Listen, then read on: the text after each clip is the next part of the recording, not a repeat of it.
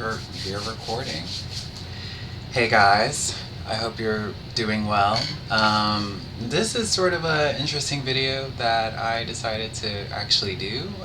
It's not really art related. It's actually if you follow astrology or if you just follow like just even horoscopes. Well, maybe not horoscopes. Maybe this isn't really the channel for you. Although I think astrology and horoscopes, I mean, they're obviously sort of the same thing, except I think horoscopes are kind of like um, I don't know, horoscopes is just kind of weird. It's not really 100% accurate, and by horoscopes, I mean the stuff that you see on the newspaper, stuff like that. Anyway, um, this is sort of like a astrological slash sort of oracle slash tarot read sort of series that I was thinking about doing, and I'm probably just gonna release this video on my Instagram, see how people really respond to it, and all that stuff. Oh my gosh, I really wish I would put my hair in a ponytail because honestly, I'm like looking at myself and I'm like, ah.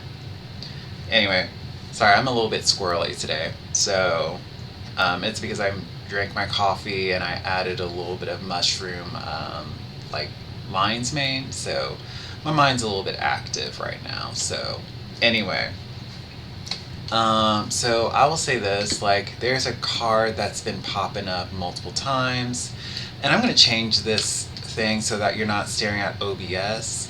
But actually, let me just show you the card as fast as possible, before I switch screens. So it's called the Typhonius card. It's fear, and I'm going to show the where it says fear, and that's Typhon or Typhonius or Typhus, whatever its name is, right? And I'm going to give you the whole breakdown of that card, the mythology, the quick mythology of it. Well, the quick mythology, I'm going to butcher it, so disclaimer. So basically, like, Typhon was actually a creature that was birthed by Mother Gaia, right? I think it was like, who was it? Like, I don't know. It was like, there was some random god that was like petitioning Gaia to like create a creature that would essentially be like,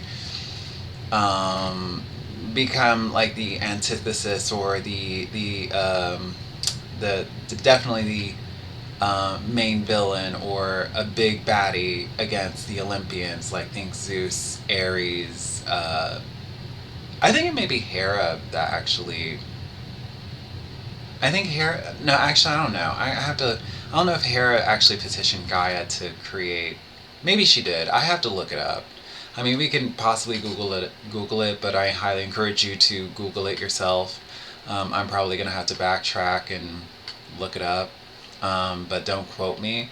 But yeah, like I think Hera had a lot to do with. I think Hera had a lot to do with like with petitioning Gaia to do that, but I'm not 100% sure. Anyway, so this like creature is like apparently very hideous to actually like look at. Apparently, it is like, oop, sorry, that's my Wacom tablet thing. Um, so I'm making sure I got all my settings correctly, and I'm not like speaking to a void, or if y'all can just like actually hear me.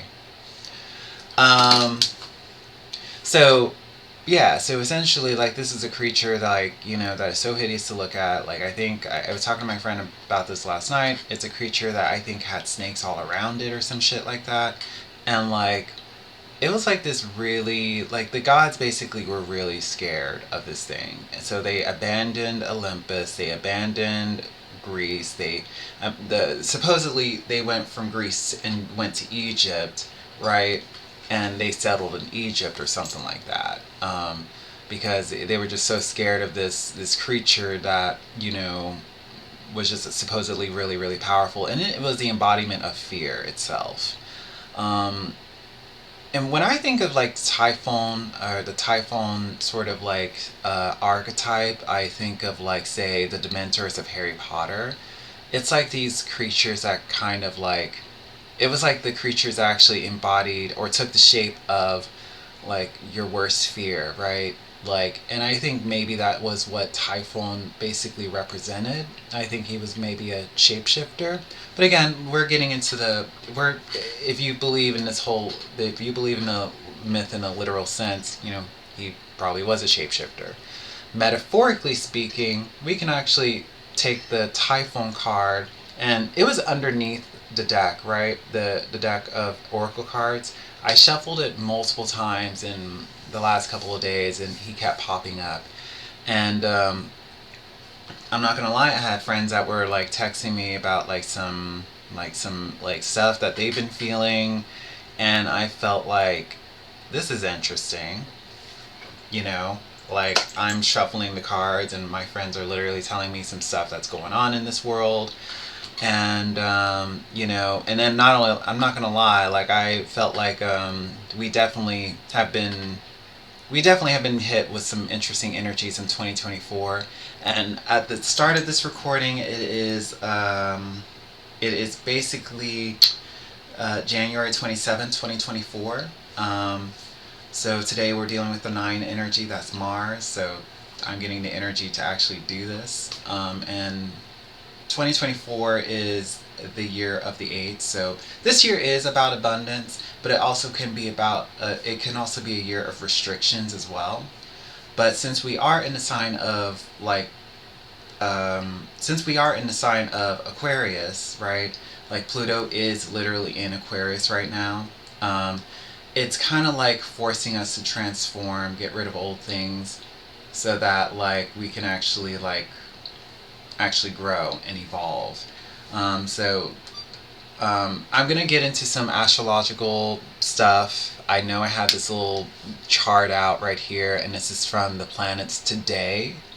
.com, and I'm using it. I'm using the geocentric orrery. Um, so um, yeah, I'm looking at it the geocentric sort of view, where you see the Earth is in the middle. We know that the Sun is in the middle, scientifically speaking. We know, but I'm going to explain a good amount of this. And I hope that Planets Today does not mind me using them as a reference.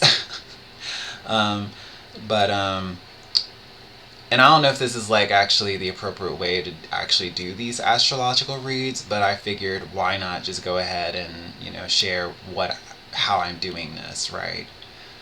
Because there are other people that are actually doing this in this way. You can literally look up like what are the planets today, and it'll give you a little breakdown. Um, so, like I said, I think I said like the Pluto is in a sign of Aquarius, and the Typhon card that keeps popping up, I think it has a lot to do with like people's collective fears that's going on. Like, I feel like things kept getting manifested. Even yesterday, like, I kept having like, I don't know what it was, but yesterday, like, it felt weird. It felt weird because I was like trying to do a bunch of stuff. I was going to get my oil change, going to go grocery shopping, then to get like some more vitamins and in different locations, and then getting myself something to eat. So it's like 4 locations that I was trying to trying to like basically be productive. And I don't like driving, especially here in Nashville. Like, the drivers are insane, but I need to be able to survive. I need my car to be okay, and I need to live and not freaking die, right? But even like when I was like, I'm not gonna get into the whole situation with how Friday yesterday started, but you know, I felt like I was so like, I felt like I was so airheaded that like, just basically just doing simple things like trying to get my car into like this little Valvoline, trying to get my car into like Valvoline, and I don't know, like, I was putting a little bit of gas, trying to get into the little hub thing or whatever.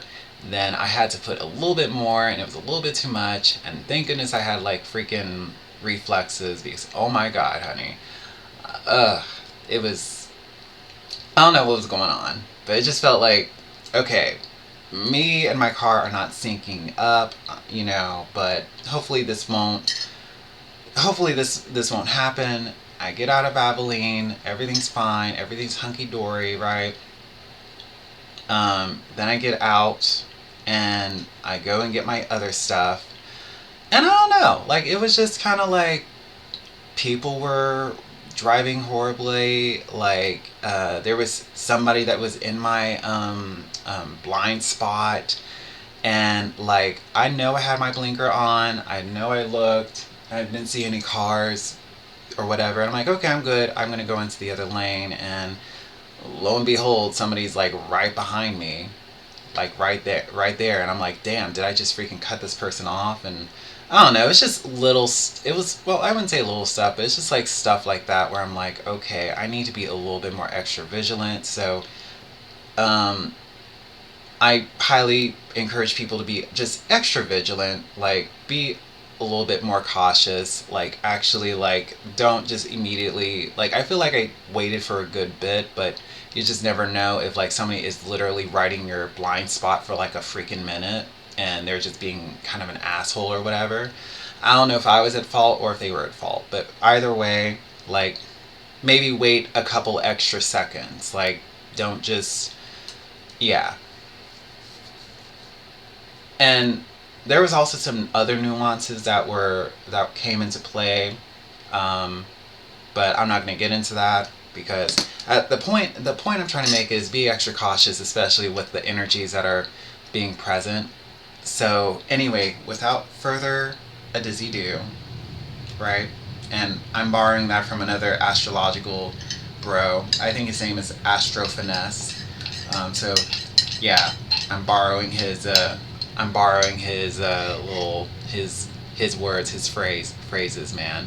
Sorry. All right, so what are we looking at? We are looking at the planets. We are looking at the signs.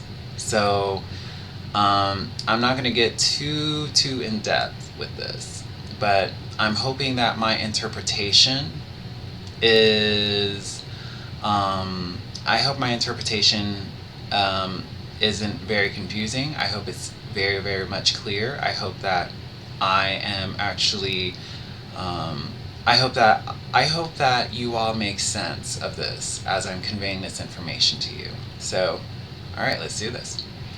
All right, so with the sun being in Aquarius, that is kind of like think the sun is all about the ego. The sun is all about the self. The sun is also about like your confidence. And so right now, like this is kind of like this thing that people are going to be dealing with is like it's in Aquarius. Aquarius is all about rebellion and community. So think about like your ego is definitely going to be called into like I feel like the self is going to be or the self or you or me, we're all going to be like kind of have like there seems like there's some connection between like community or connection with other people. I think the sun is all about individuality as well. I think that there is sort of this pull right now, and this is kind of like a monthly energy right here, like because we are in the sign of Aquarius for the sun. But it definitely has a lot to do with like our ego. Like I wouldn't say putting aside our ego, but it's like our ego is needed for the collective, or maybe we should suspend our ego for the collective, or maybe there is sort of this push for people to suspend the ego and basically be a part of like some type of hive mind. Take that as you will. There's a lot to be said about that. I feel like this is a month where, like, there's going to be kind of like this sort of battle between, like, I would say, the individual self and collective thinking, hive mind sort of way of thinking.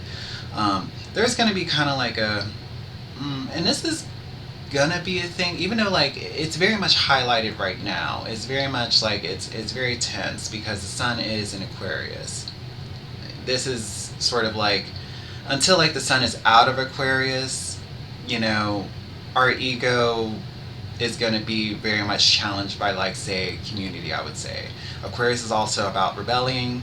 So rebelling against, like, status quo, rebelling against, like, the norms, like, that's going to be very much highlighted for this month of this Aquarian sort of like season, or at least this first part of the Aquarius season.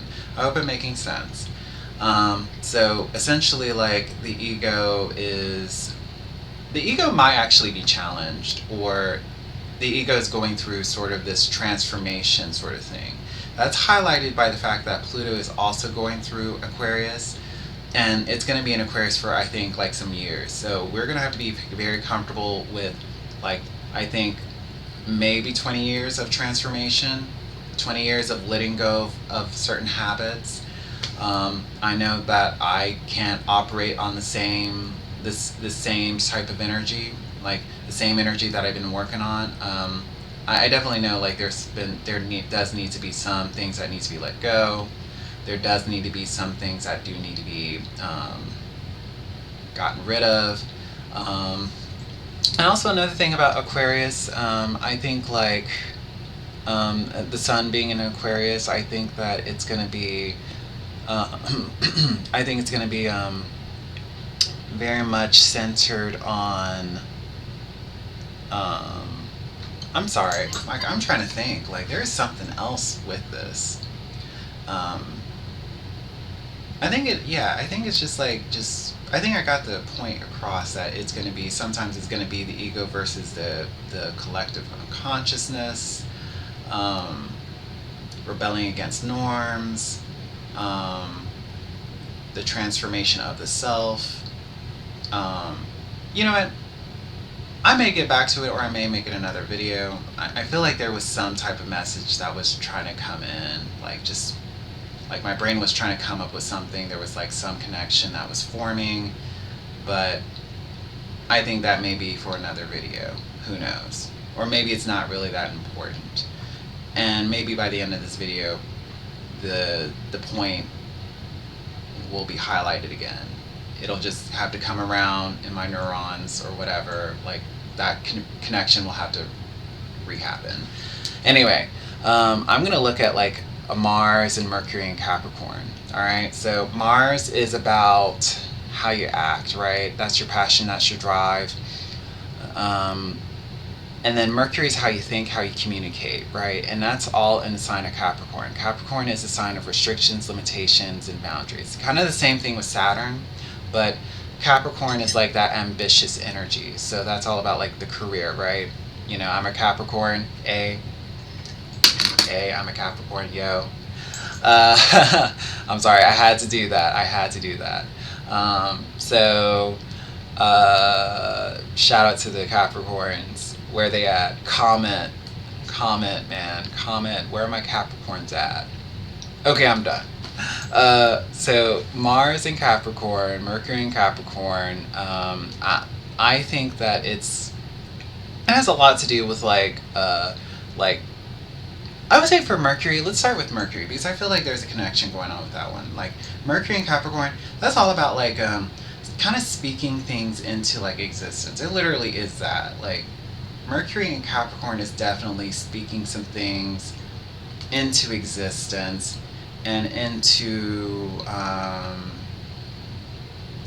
like, thinking in a practical sense. Like, I think, like, during this time, this is, like, when we literally can speak something and it can just happen, like, and it can just manifest in the real world. I think the same can be said even with the Uranus and Taurus, but that's really more so where it's like there's some shakeups with, like, our foundations, and also Uranus is in retrograde, it looks like. But back to Mercury and Capricorn. So yeah, it's like our thoughts are going to be practical, our mindset is going to be practical, and Mars in Capricorn, our actions are going to basically be lined up with, like, practicality, like career. Like, we won't, I mean, I think, like, a lot of people are making career moves, I think, around this energy. And it may not resonate with everybody, but it may actually just be like, it may just be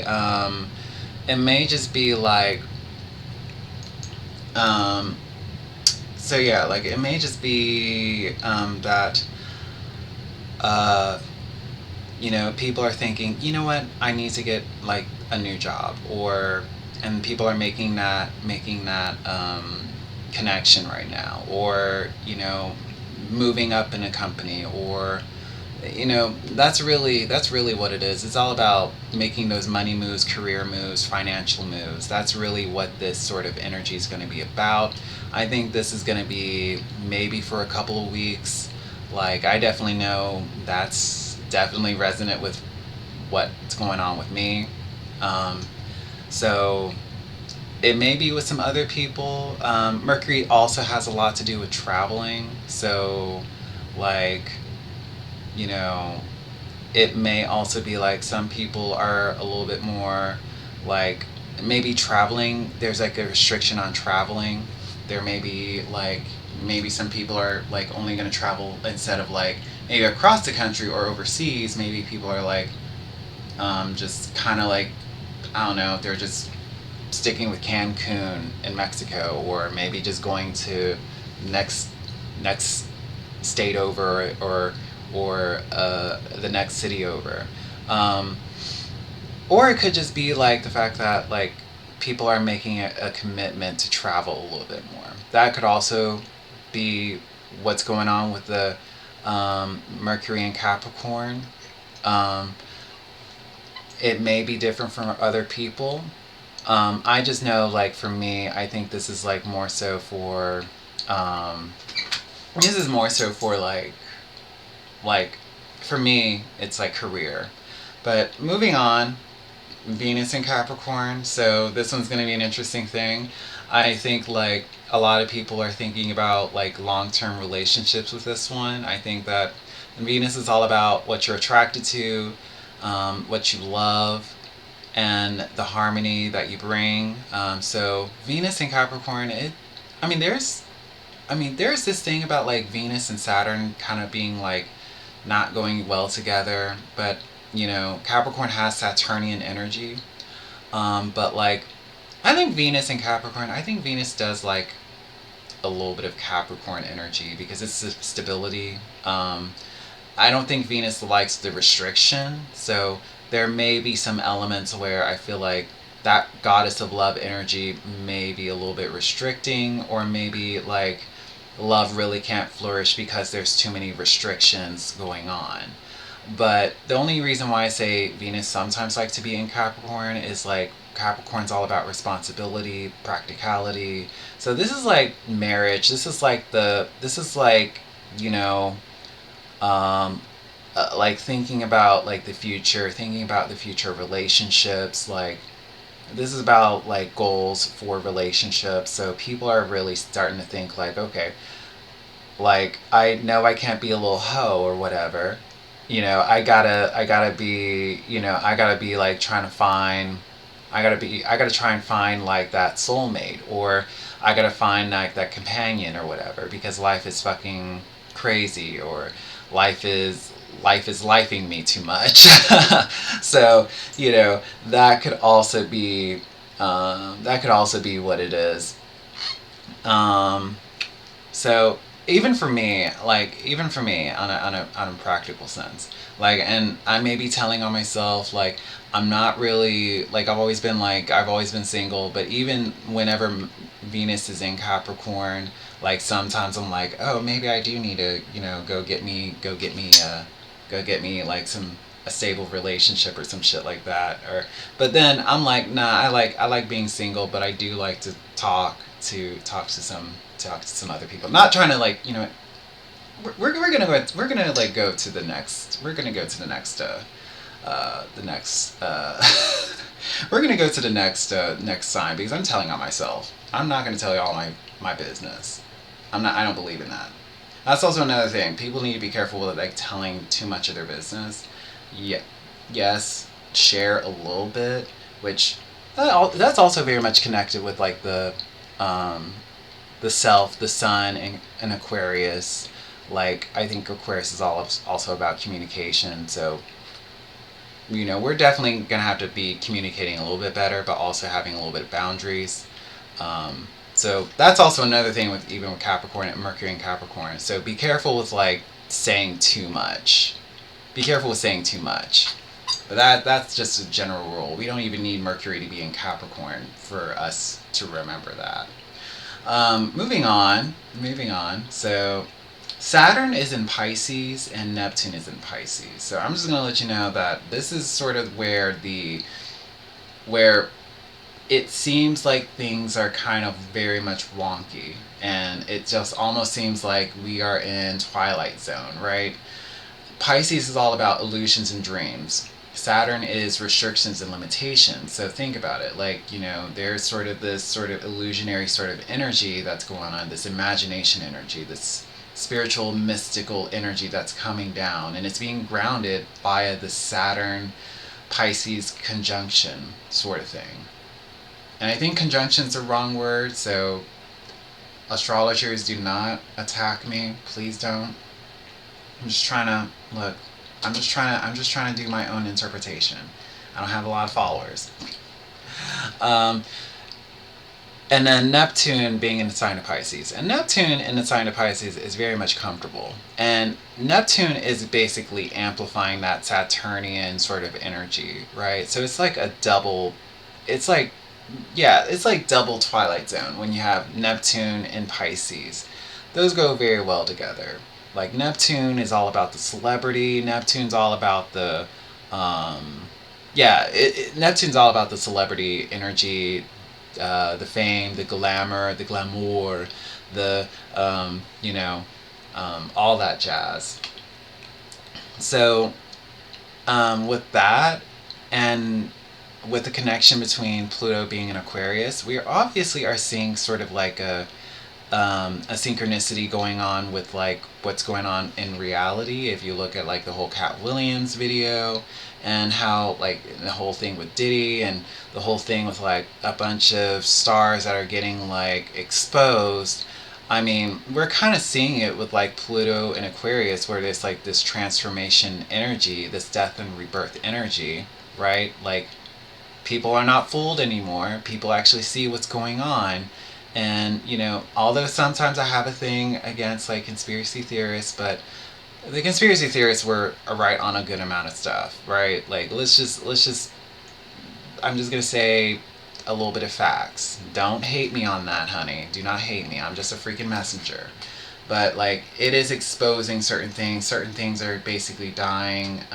Even the image. I mean, even the image is like people don't really care about celebrity energy anymore. Like they don't care. Um, and I think that's just generally what it is. Even for me, like I just said to myself, I feel like social media is just trying too hard to like keep my attention going. And again, attention is energy. Like so, um, that's why I'm about to just limit my social media consumption. I'm gonna limit like who has access to my energy, because we're gonna be going through a wild ride with this sort of Neptune and Pisces energy. Now I'm gonna talk about like these asteroids, right? So Eris and Chiron. So Eris, I kind of think of Eris as like kind of like a female version of Aries, right? Like I think Eris is the goddess of discord, and so think about it. Like Eris, goddess of discord, in a sign of Aries, right? And Aries is all about the self.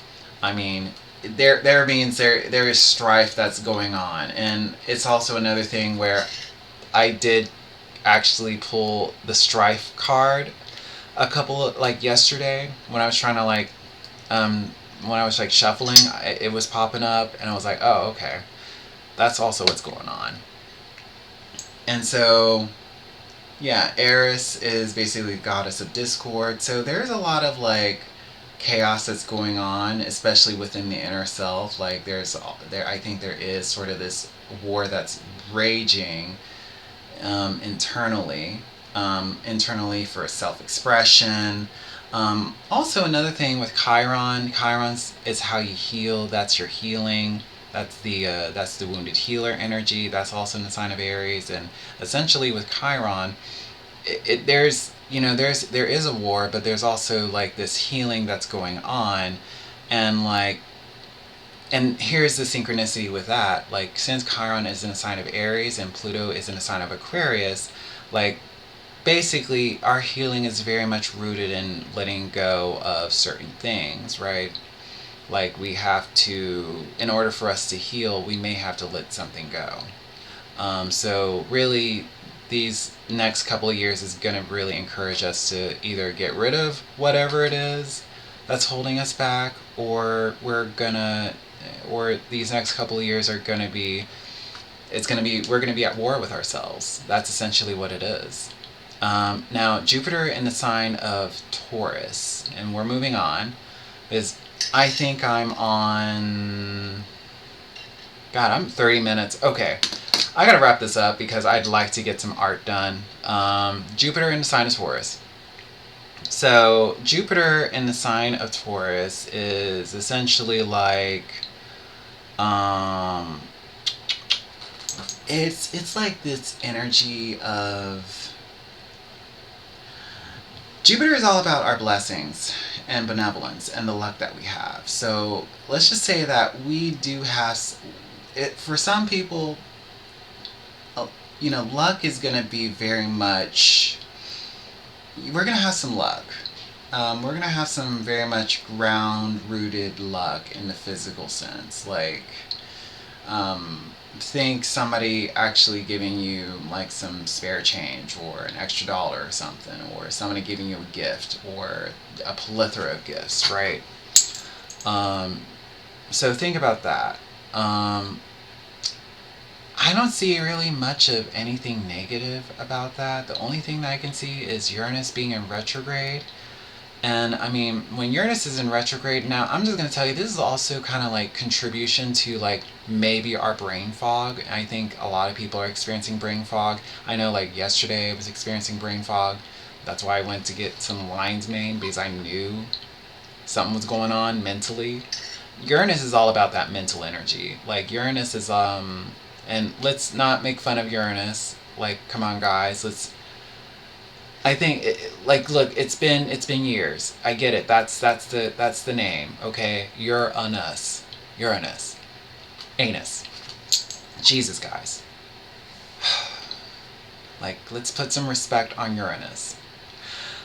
Seriously, no, seriously, like, because this is a planet where, like, it's like, think of it as a mini Saturn, but a bigger Mercury, right? So Uranus is all about the rebellion, because it's connected to Aquarius, but it can also have like a little bit of a restricting sort of, well, not really restricting. I would say it's like, it definitely is a rebeller, because even if you look at like Uranus on a scientific sense, Uranus is, out of all the planets in our solar system, Uranus is the only planet that is like, that's axis is, that it's tilted in a different way, like, as opposed to other planets. I think the Earth has a wobbly tilt as well, but like Uranus, like, it's, all the other planets are like, I think, vertical with its axis or something like that. And then Uranus is like horizontal. It's really weird, kind of cool, but again, it's giving Aquarius energy. Even though it's in the sign, Uranus is in the sign of Taurus, Uranus is very much correlated with Aquarius. But prior to that, Uranus was also associated with. Hold on. I'm getting mixed up. Actually, Saturn has a duo relationship with Capricorn and Aquarius, but Uranus got assigned to Aquarius. Okay, I'm sorry. I'm confusing the hell out of y'all. I'm sorry. We're just know that Uranus is associated with Aquarius, just like Neptune is associated with Pisces. Anyway, I'm not going to get into specifics of that. Moving on.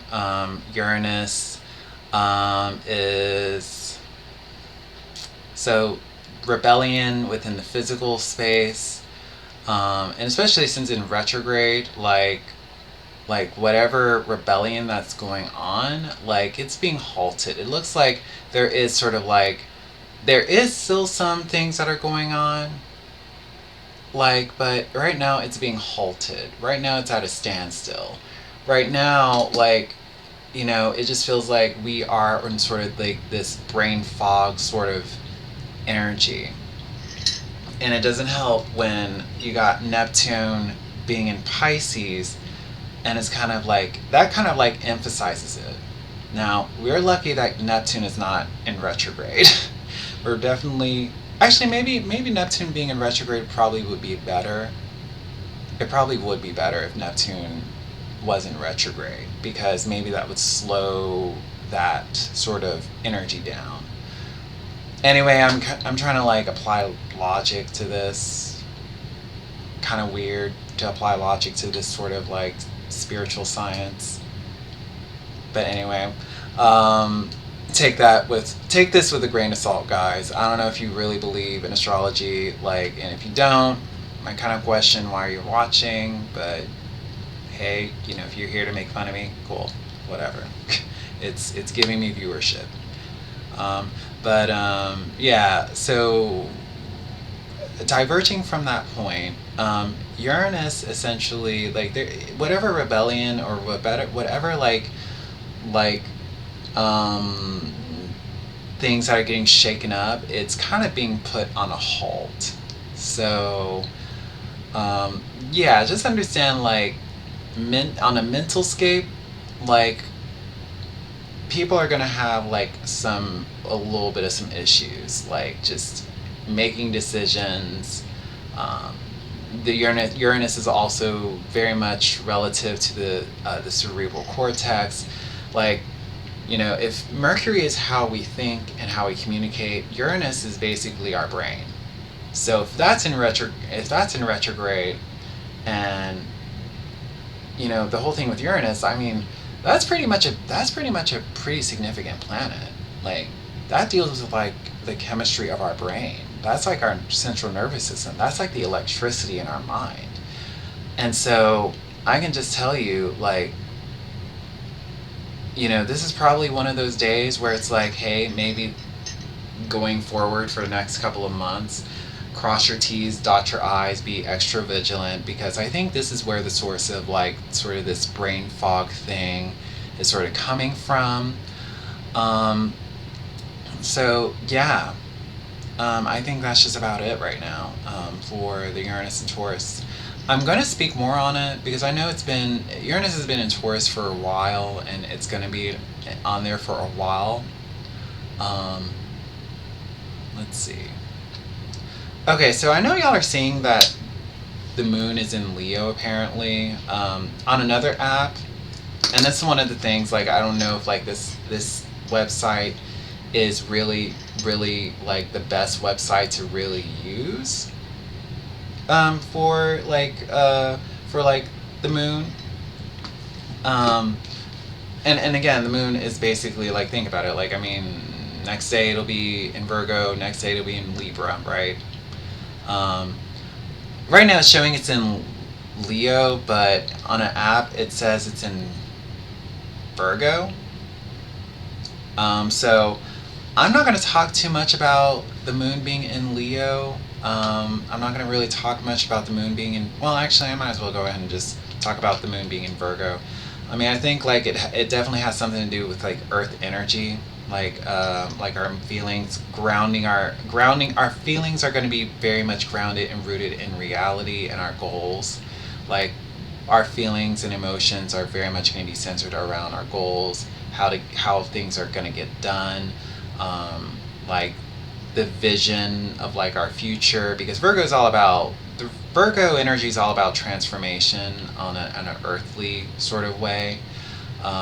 It's also connected with Mercury. It's all about communicating effectively, but being very much practical and grounded with our emotions. Um, so that's a little bit of the moon being in Virgo. Like, think like our feelings are going to be more so rooted in like material things, like money, like food, like um, I don't want to say instinctual, but our feelings are maybe a little bit more practical, a little bit more instinctual, more like we'll become more sensitive to the things that are in our physical space. Um, just that's just in general. So maybe this is a time for organization, like since the moon is in Virgo, but again, it may be in Virgo or maybe in Leo. So, I may have to find like a different website or get some type of. I know for like the planets, essentially, like Jupiter, Saturn, Pluto, all of them, that's pretty much good because this takes it takes a while for each planet to go through a certain sign, unless it's like literally like Mercury, but even then Mercury like will be in a sign for, you know, shit. Hold on, let me look. Yeah. Yeah. Like Mercury isn't really as fast, I don't think. It yeah, the moon's gonna like basically make a full rotation through a bunch of these like signs in like I think what 28 days or something like that. I don't know, guys. I don't know. I'm just an amateur. I'm just an amateur astrologer. I wouldn't even say I'm an astrologer. It's just like I'm still a student, still a novice, and I just thought recording myself and just talking about these things, just to get like my feet wet, to cough before I sing. You know what I'm saying? Like, and just like to actually like see what this whole like YouTube. Well, yeah, this is definitely going to go on YouTube. It's going to be like Genix astrological reads or something like that. Um, so yeah, like we'll just we'll just like end it right there. And I hope you guys are doing well. I hope that like this video helps answer maybe some questions that people have about like the astrological world. Um, maybe like maybe it'll make them feel a little bit better. I don't know. We'll see. We'll literally see. But I'm about to like close out. I don't know if I'm gonna like see. I don't know if I'm gonna like do like an intro to this. I don't know because like I'm kind of thinking like maybe I just like need to just upload this and don't even worry about adding like anything and just let this just be a just a naked video because like with my art diaries on YouTube it's like I'll add like a beginning and an ending and it's just kind of like some spiders that are like dropping and there's my like little logo. I think this is a whole different thing. So I think for the sake of time, I think I'm just gonna like maybe just drop this without anything, without the embellishments. Um, but anyway, I hope you guys are doing well. I know that it's chaotic. Again, if you're on the road, like like it's so crazy because like I've had like some friends that told me like that they seen car accidents. I saw a car literally flipped over, right? I saw a car flipped over, and like I had another friend that literally sent me a message, and their friend's car was flipped over too, and they had a concussion. So yeah, it's just like just exercise extra caution, just exercise extra caution. Right now, just understand like okay, I need to be extra cautious outside. I'm a little bit, like my mind's a little bit fuzzy. Like let me just take extra time for myself. Like let me get myself extra time to make it to like whatever appointment. Let me arrive maybe 30 minutes early, whatever. Maybe just give yourself extra time just so you can go extra slow and give yourself extra space because it's not just you that are, again with astrology, it's not just you being affected, it's other people, and that's where that chaos can just kind of rear its ugly head because you can be cautious but other people may not be cautious, right? So again, we all create this reality. We are co-creators of this reality. Now, I always refer to astrology sometimes. I sometimes don't. Sometimes I do. But, this was one of those days where I have to look and then I have to like heed the warnings that the universe is providing me. And I always look at astrology. I always look at the planets, the stars, the signs as like it, I kind of looking at it like as if it's God's clock, and it's like, hey, look at God's clock, so that you don't end up getting fucked up, right? Sorry for the cussing, but you catch my drift. You catch my drift. Anyway, I think this is like a really long video, but anyway, I hope you're doing good. Let me know how you feel. Let me know what you think. Comment. Give me some comments. Let me know what you're going through.